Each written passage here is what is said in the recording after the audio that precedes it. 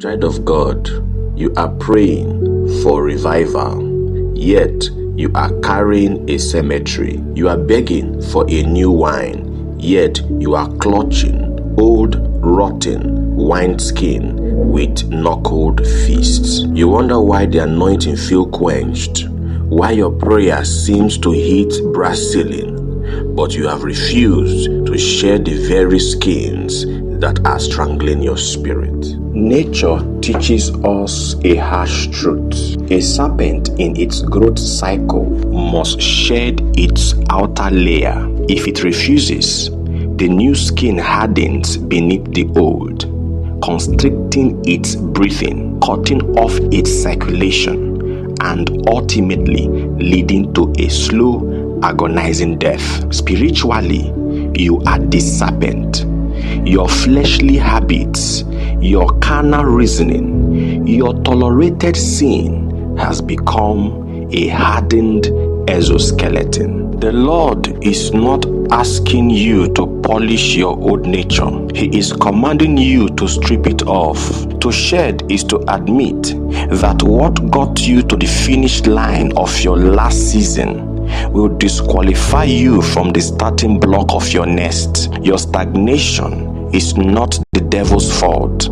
It is the result of your refusal to molt. Hebrews 12 verse 1 draws a sharp distinction between a weight and a sin. The sin is the transgression, the adultery, the lying, the malice.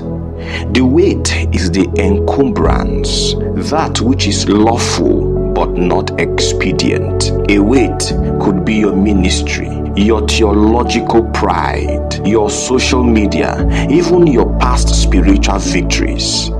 If it slows your pursuit of Christ, it is a weight. Ship is not sunk by the water it takes on. It is sunk by the water it keeps. David sang, I was always upright before him, and I kept myself from any iniquity. David had to actively keep himself from what was inherently his. Shed the excess, or the excess will sink you. You cannot pray your old nature off. You must crucify it. Crucifixion is not a peaceful nap.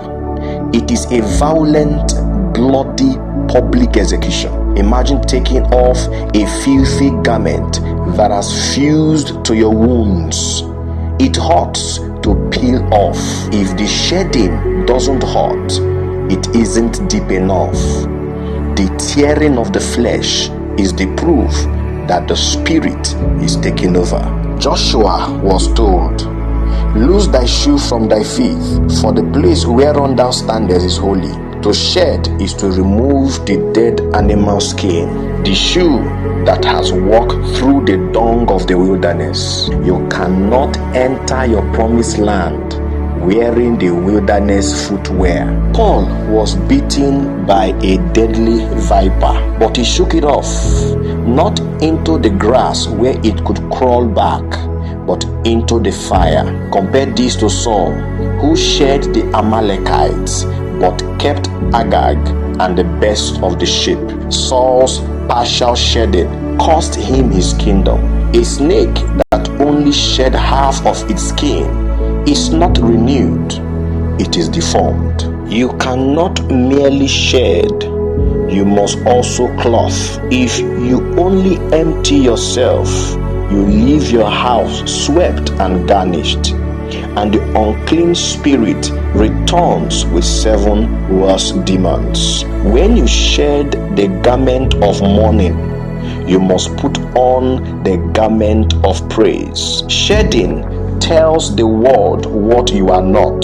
Putting on Christ tells the world who you are. Look at the ultimate shedder, Jesus. He was stripped of his garment, his royal robe, his dignity, and ultimately his spirit into his Father's hands. He shed his life so he could pick up the glory of resurrection. What are you holding on to that God is asking you to let go of? Today, make the decision. Shed it not gradually, but now.